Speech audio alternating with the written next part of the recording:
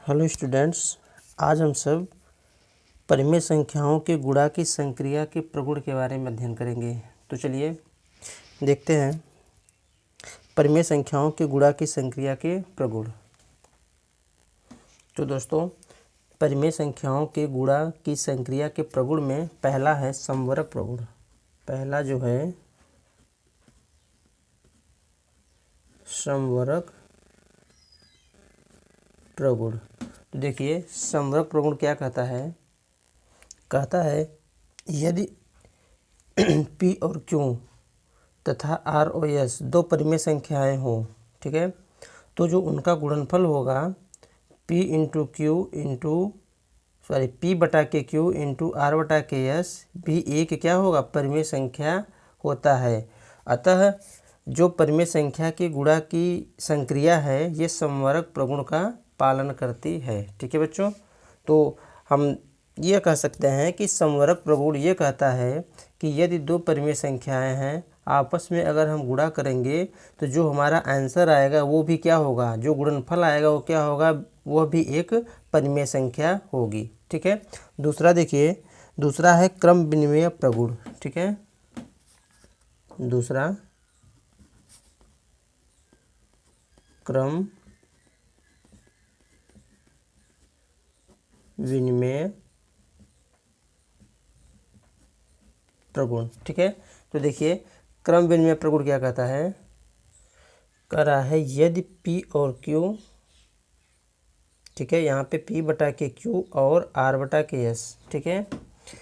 कोई दो परिमेय संख्याएं हैं तो अगर इनका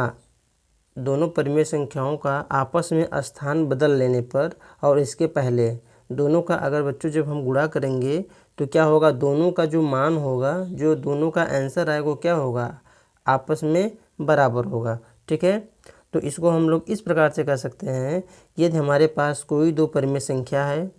और गुणे और गुणक का स्थान अगर हम बदल लेंगे तो गुणनफल क्या आएगा, समान आएगा। ठीक है, तो हम नीचे लिखे देंगे यहाँ पे कि अतः जो परिमेय संख्याओं की गुणा की संक्रिया है, परिमेय संख्याओं के जो गुणा की संक्रिया है क्रम विनिमय प्रगुण का पालन करती है। ठीक है बच्चों, तो चलिए देखिए अगला जो प्रगुण है हमारा तीसरा, उसको लिखेंगे साहचर्य प्रगुण। ठीक है,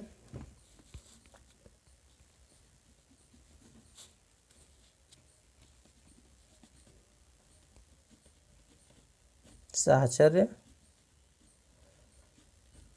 प्रगुण के बारे में देखिए, यदि हमारे पास तीन कोई परिमेय संख्या है, जैसे P बटा के Q, R बटा के S तथा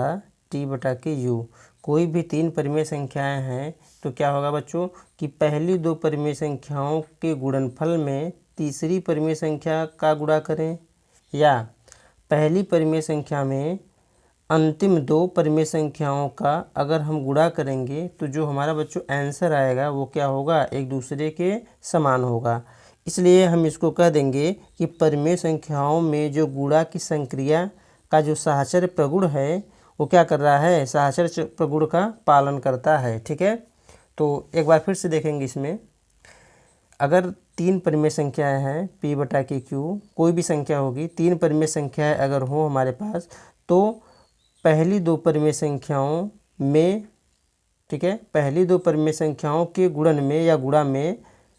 तीसरी परिमेय संख्या का अगर हम गुणा करेंगे जो हमारा आंसर निकल के आएगा, और अगर हम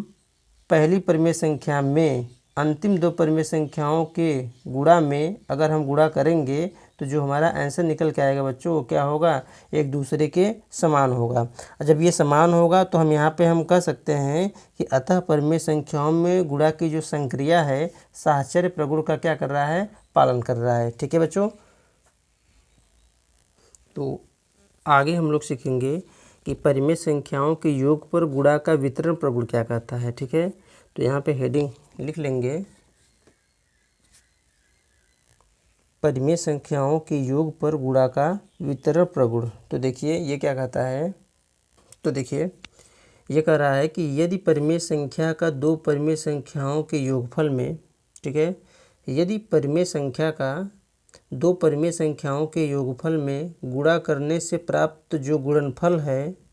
इस परिमेय संख्या का, जो परिमेय संख्या लिए थे, इस परिमेय संख्या का दोनों परिमेय संख्याओं में अलग अलग अगर हम गुणा करेंगे, ठीक है, तो जो प्राप्त गुणनफलों के योगफल के जो मान होंगे वो क्या होंगे, समान होंगे। तो बच्चों यहाँ पे हम इसको ऐसे लिख देंगे कि यदि, ठीक है, लिखेंगे कि यदि P बटा के Q R बटा के S, इसका मतलब ये है कि एक परिमेय संख्या ये है, एक परिमेय संख्या ये है तथा एक तीसरी परिमेय संख्या ये अगर हमारे पास है, तीन परिमेय संख्याएं हों,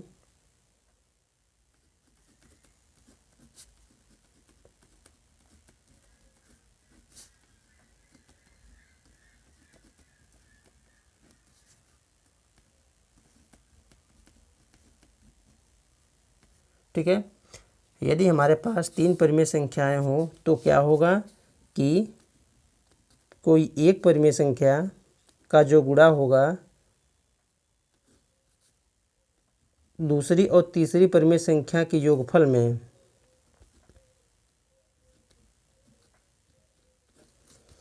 अगर हम इसको अलग अलग गुणा करेंगे तो देखिए, जैसे इसका इसमें गुणा करेंगे तो P बटा Q इंटू R बटा के S, और बीच में प्लस है बच्चों, प्लस लगा देंगे, और फिर इसका इसमें गुणा करेंगे तो P बटा के Q इंटू T बटा के U।